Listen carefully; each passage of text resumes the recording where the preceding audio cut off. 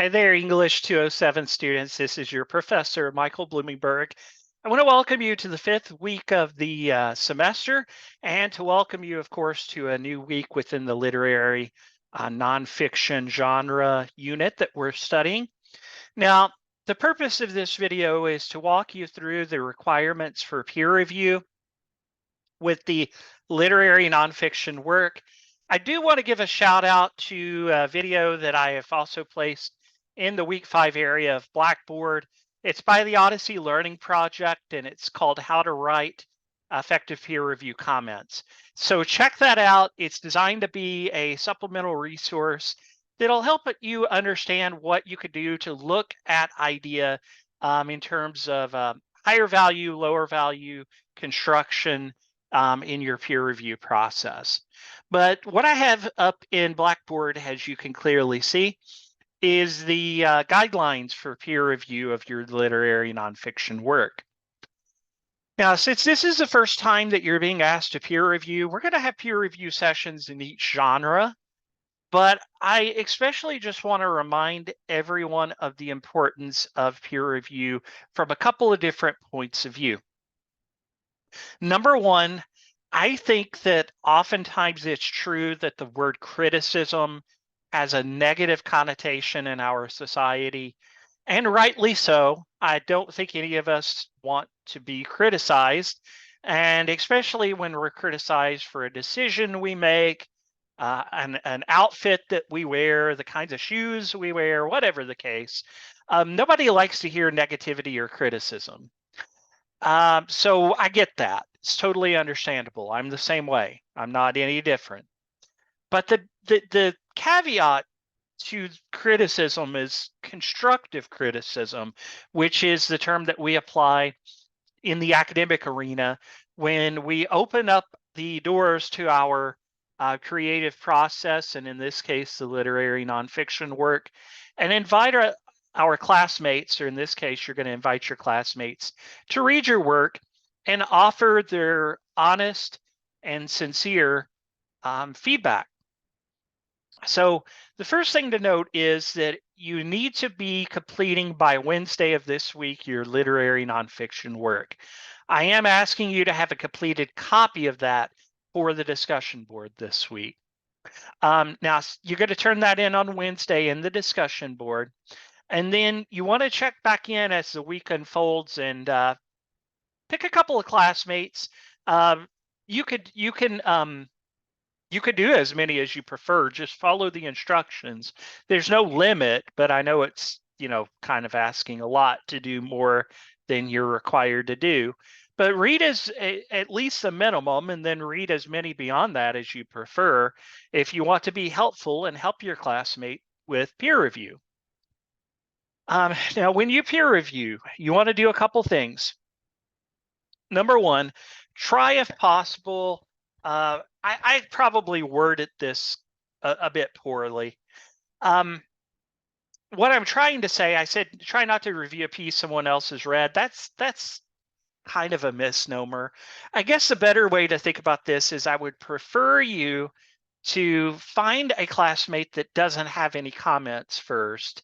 My goal is to get at least every student in our class with a feedback from a classmate. So if you see someone's already reviewed a draft, maybe go to another one that doesn't have any feedback.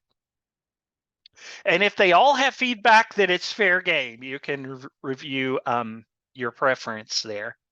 Now, when you're actually reviewing, it really tends to work best, and this is a little contrary in some ways to what I'm going to do when I look at your final draft. But remember, the goal of peer review is to help you as you're revising, editing, and proofreading. And as is mentioned, of course, in the Odyssey Learning Project video that I've linked in the week 5 folder, the more directed and specific the feedback, the more your classmate can benefit. So if you want, you might just consider downloading their essay, not essay, their work. I'm in essay mode here. Download their literary nonfiction work and use the review feature in the comment. Use review and add comments, and then you can save and re-upload as a response to their posting. And when you use the review and comment feature, you can start by maybe finding some areas in their work that will be positive, things that you really enjoyed. Just as I can't think of anyone, myself included, that likes to be criticized about our skills or our performance or what have you, I could also say that all of us, I think I can safely say this, we all like to hear positivity. We like to know if things are going well, if things that we've worked on make sense and really resonate with the reader. So feel free to talk about things that worked well. Positivity is always welcome in our learning environment. And then areas to improve. Now, again, the more specific you can be in finding those and demonstrating those in your classmates' draft, the better. Feel free to give this specific direction. Know that you are qualified. We're all, you're all working on the same goal, which is to improve your piece. So you have a unique point of view and a unique perspective. So you are very much qualified to give your insight into what you're seeing in the piece. And I might recommend you even take a little time to give a summation of the work maybe at the end of the piece. The summation is really what I focus on when I review the final drafts, of course, along with rubric. But you could say working on these areas may improve X, Y, or Z in the work by, and so just give your viewpoint. Be encouraging, certainly feel free to have a welcoming and friendly tone, but we're all just looking to get better. And so this is a big step forward this week and helping along those lines. So more than anything, I would say embrace positivity, embrace your own writing voice and your confidence to be a critical reader as well as a critical writer. The last thing I'm going to say, and I'll make a posting in the discussion just to clarify, I'm going to kind of reserve much of my comments this week on the discussion board. Now, we'll be checking into it through the week. I am going to read, check in and read, make sure that all is going well.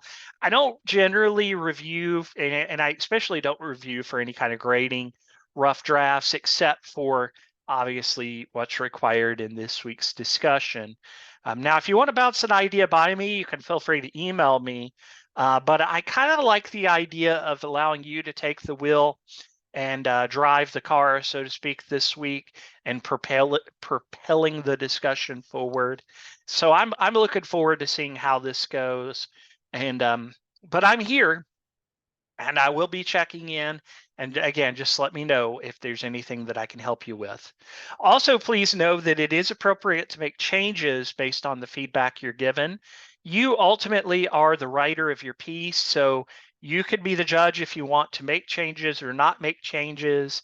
You don't have to do everything your classmates suggest, but I would encourage you to be open to the feedback you're receiving.